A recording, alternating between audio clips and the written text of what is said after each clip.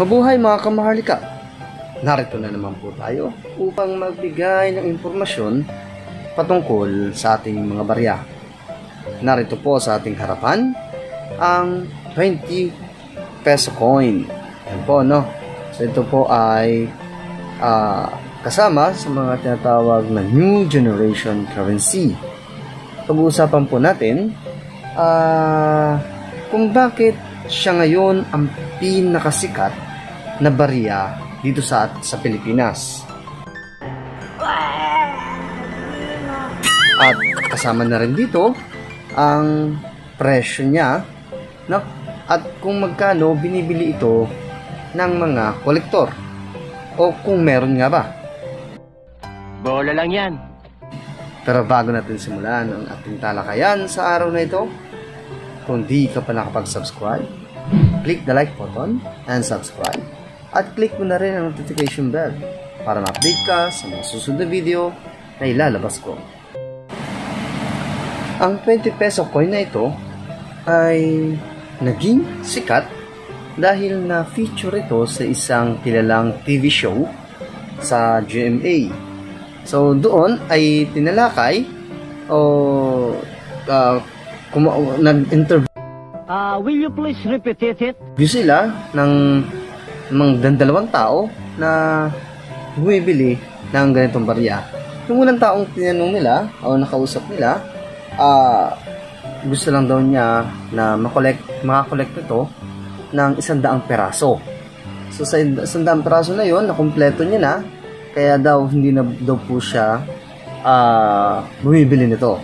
So ang tanong kung magkano niya binili o binibili, yun daw ay binibili niya ng halagang 500 to 1,000 pesos, no? Pero sa maang palad, hindi na daw po siya bumibili dahil nakompleto niya na yung 100 peraso ng ganitong uri ng barya. Yung pangalawang tao naman na in-interview niya, no? Yun nga, na nagsabi na bibili siya nito kasi pagdating daw ng araw, ang mga barya ay tumataas ang halaga. May katuwiran naman siya, pero hindi naman niya dinetalye kung anong uri ng barya, no? Wala siya sinabi kung anong taon o error coin ba yung hinahanap niya. Basta ang sabi, bibili doon siya ng barya. So, kung gusto niyo mapanood, no? Lalagay ko na lang dito sa baba sa ating comment section yung link nung TV show na yon. So, hindi natin babanggitin, no? So, panoorin niyo na lang ulit. O baka naman sa ibang tao na nanonood ngayon, alam niyo na, no? Kaya kayo napunta o na-click ng video na to.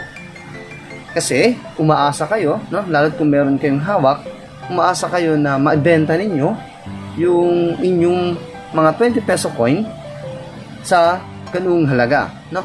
500 or 1,000 pesos. Diba, malaking pera yun. Lalo't sa panahon ng pandemya ngayon. Hindi pa tayo pare-paras nakakabawi o nakakabangon, no?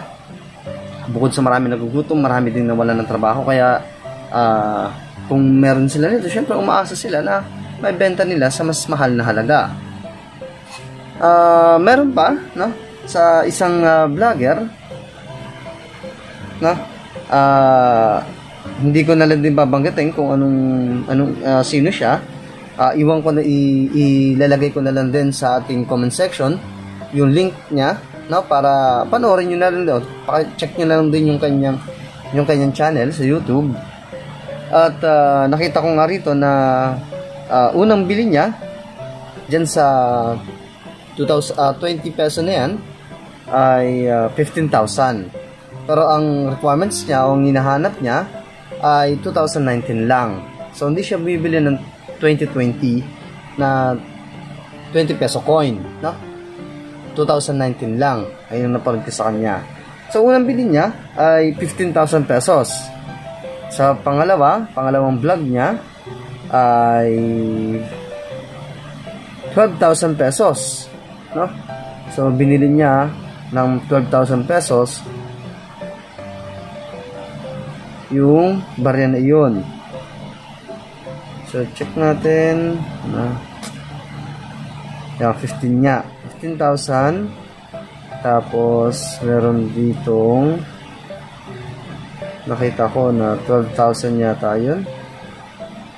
Ayan, so 12,000. 15 ulit. So 15,000, dalawang beses yung nakabili ng 15,000 pesos at yung pinaka-latest niya ay 10,000 pesos. No, saan nakalagay dito? 10 pesos each daw. Binibili niya yung 20 peso coin. Pero may hanap siyang taon. Ito ay 2019 lang.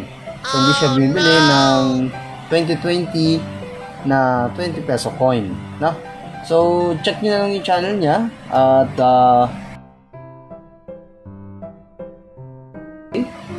bahala na kayo kung anong makikita nyo, no? So yun lang, na-share ko lang naman. Yung sa mga nag-message sa akin, no? Hindi po ako bibili ng ganyang uri ng barya kasi common coin lang po yan. Check natin sa Lumista, no? Ayon sa Lumista, ito ay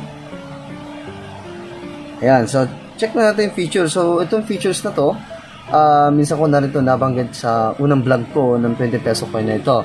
So hindi natin didetalye, no? Padaanan na lang natin. Tulad nito na years ay 2019 at 2020. So wala pa ako nakikita na year nito na 2021. So ngayon ay November 2021. So wala pa silang ginagawang ganyan. Sa tingin ko, mapipilitan silang gumawa nito ng ganitong uri ng barya kapag hindi ito nag-circulate. At napansin ko, hindi naman talaga ito nag-circulate ngayon. Kasi kadalasan sa mga Pilipino, pag nakakakita ng ganito, itinatabi. Tapos titingin sila sa YouTube, no? At nakikita nila na, uy, napakalaki na halaga. 20 pesos mo, pwedeng palitan ng ganon. So, malabo nga talaga mag-circulate to. So, napakahirap nitong hanapin, no? Mahirap siya magkaroon. So, ilan lang yung tao nagkakaroon nito. Kasi pag nahawakan nila, itinatabi na agad. So, hindi na sinicirculate sa ating merkado. So, hindi na nahawakan ng ibang tao. Yung iba nga, may nakakausap pa nga ako na hindi pa nila nakakita ng ganito, no? Kaya siguro pag nakakita sila, hindi nila binibili. Kundi itinatago, itinatabi na agad. Okay, so check natin sa Numista, no? Una sa lahat, yung kanyang years niya, 2019 tsaka 2020. Tapos, composition niya, bimetallic, no? Nickel-plated steel, center and bronze-plated steel ring. So, yung kanyang labas, yan, ay bronze yan, no? Gawa sa tanso. Samantalang nasa gitna, ay gawa sa plated steel. So, plated steel po yan. So, yun nga, kung tutuusin, hindi siya ganun ka-collectible, no? Tapos yung kanyang dami, yung kanyang tinatawag na mintage, no? Nakalagay sa Numista 2019 ay nasa 2 million. Pero ang tingin ko rito, nagkamali lang to si Numista, no? So hindi niya pa na-update to. Hindi niya pa nakikita na baring nagkabaliktad. Itong sa 2019 kasi, ito ay nasa 500,000 lang yung mintage niya. Ibig sabihin, 500,000 lang ang nagawa nito, no, na 2019. Ang 2020, ito ay yung mayroong 2,090,000 na mintage. Ibig sabihin, yung ginawa. At ngayon, wala pa ako nababalitaan, no, hindi pa nababanggit ng BSP na gumagawa na ulit sila ng ganito, no? Still, kung nilabas nila, ilan po ang meron pa, o ilan pa lang ang ginagawa nila. So, gaya ng sabi ko, hindi pa siguro nila papansin na ang ganitong barya ay hindi nagsisirculate sa ating merkado. Pero napanood ko nga doon sa television na nasabi nga nila na kapag ito daw ay hindi nag-circulate, mapipilitan daw ang BSP na gumawa ulit o gumawa pa ng mas marami nito, no? Kaya yung mga vlogger o mga tao na nag-iipon nito o binibili nila sa halagang 500 to 1,000, sigurado, no? Malaki ang lugi nila kapag gumawa ulit ng marami nito si BSP. Okay. So, ito kasi, itong 2020 na to, meron tong 4 na uri o a variant, no? Itong 2020, meron siyang small script. Yan, makikita nyo, no? Ito yung small script. Pag sinabi small script, syempre yung maliliit na sulat. Dun sa kanyang edge. So, sa kanyang pinaka gilid. So, doon naman natin ng konti para makita.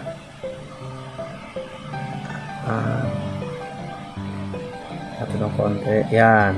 So, paano makita niya?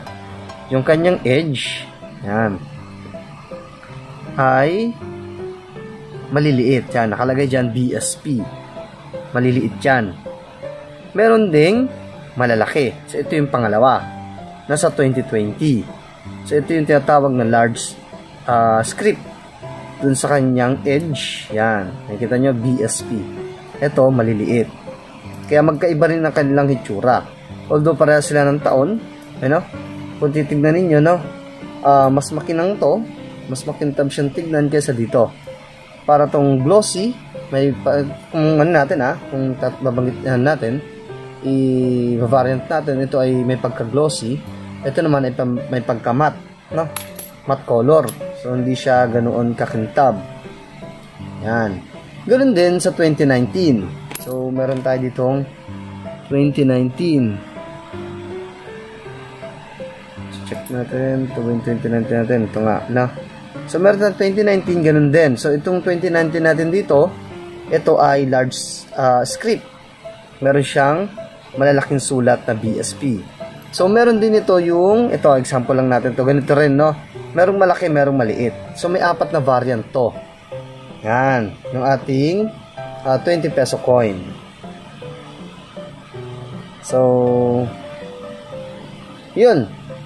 Ulit, no? Muli, doon sa mga nag-message sa akin na bumibili daw ba ako nito, inuulit ko po, hindi po tayo bumibili niyan kasi common coin lang po yan. Napakarami po niyan, no? O madali lang makakita niyan. O maraming taong may hawak niyan. Ngayon kung bumili tayo niyan ng 500 pesos o 1,000 pesos, naku, sigurado mamumulubi tayo niyan. No? Maliban na lang siguro kung ito ay error coin. So maaari natin, pero depende pa rin yan kung aabot sa 500 pesos. So depende sa ano yan, sa error coin. Katulad dito, meron tayo ditong example ng error coin. So hindi naman siya ganoon ka error. Tawag natin common error lang din to, no? So hanapin natin. Ito. So ito ay year 2020. Check natin, palinaban lang natin ng konti. Yan, 2020. Tapos ito yung kanyang error. Yan ang nakita niyo sa baba. Merong sobrang metal. Yan, yung pangalang Manuel ay naging man na lang, Man Quezon. Dahil sa extra metal na dito siya nalagay. Yan. So, ganito yung mga error coin. No, error coin to, pero common lang. So, hindi naman siya ganoon ka collectible. Ganun pa man, no? Ito example lang naman na ito yung mga example ng error coin. Okay. So, hanggang dito na lang tayo. Muli, ito ang inyong kamahalika na nag-iiwan ng kataka. Ang marka ay kayamanan ng ating bansa. Ikaw, kayamanan ka ba niya? Maraming salamat po.